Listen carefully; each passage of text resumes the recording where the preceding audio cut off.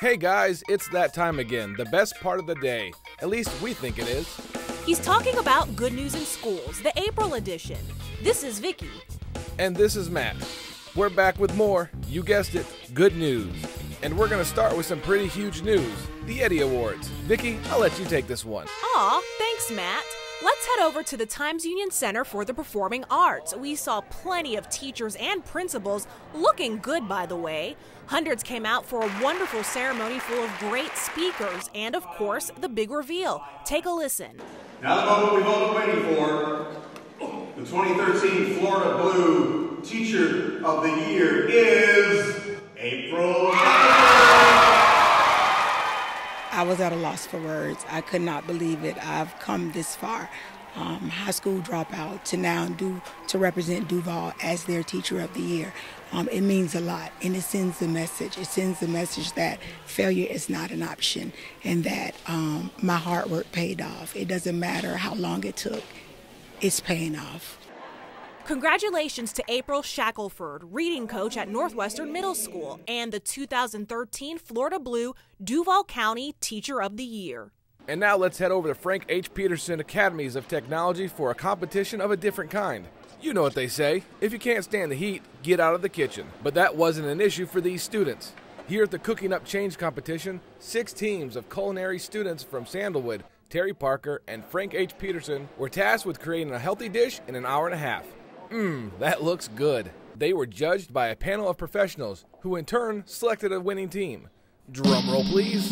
It's Bria Pascoa and Brandon Antonelli from Sandalwood High School. Their winning dish of catfish tacos scored them a spot in another competition in Washington, D.C. It was a little bit intimidating, but I managed to pull through. This is actually my first time winning something. I'm most excited about getting back to my school and telling all my friends, and then going to Washington, because I did not know we would go to Washington for another cook-off. Wow, I bet that win put a lot of spring in their steps. Speaking of spring, I hear teachers at one school took time out of their spring break to help their students get ahead. Welcome to the Spring Academy at West Jacksonville Elementary School. Teachers came up with fun activities that incorporated reading, math, science, and even history into a 3-day session. That included a lesson in fashion design, a lesson in applying mathematics to flight, and a lesson in the original rules of basketball. Having them here with us instead of at home, we can keep their minds active, we can keep them learning. We're exposing them to new topics, new ideas, new ways of thinking, to keep progressing them forward in their skills, to keep them active. Those aren't the only students getting great hands-on experience.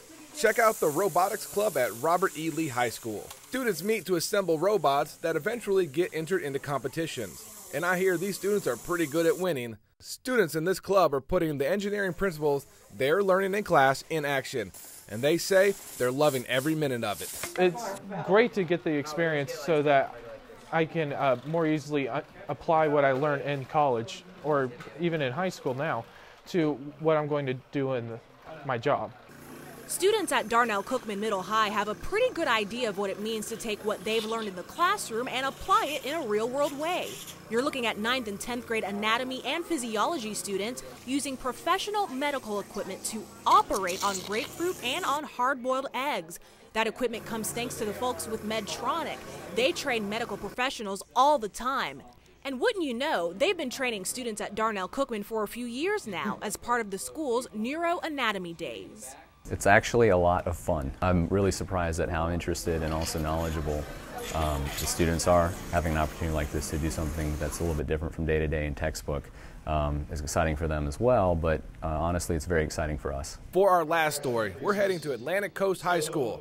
That's where the school district, the Jacksonville Sheriff's Office, and the Self Movement came together to promote the Teen Safe Driving Video Contest. It gives students from our district the chance to create videos warning against the dangers of distracted driving. It also gives students a chance to win money for their schools. Students heard a very powerful message from a woman who was left paralyzed as a result of distracted driving. She's excited about what Duval County Public Schools and students are doing to help.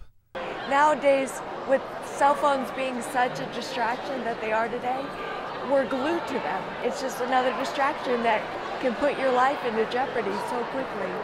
That's it for this edition of Good News in Schools. Can't get enough of us? Well, be sure to visit our YouTube page to see plenty of videos coming from inside of your schools. And if you think your school should be in this video, send us an email. Tell us on what cool event is coming up at your school. And who knows, we just might come out. From both of us at DCPS-TV, thanks and have a great day.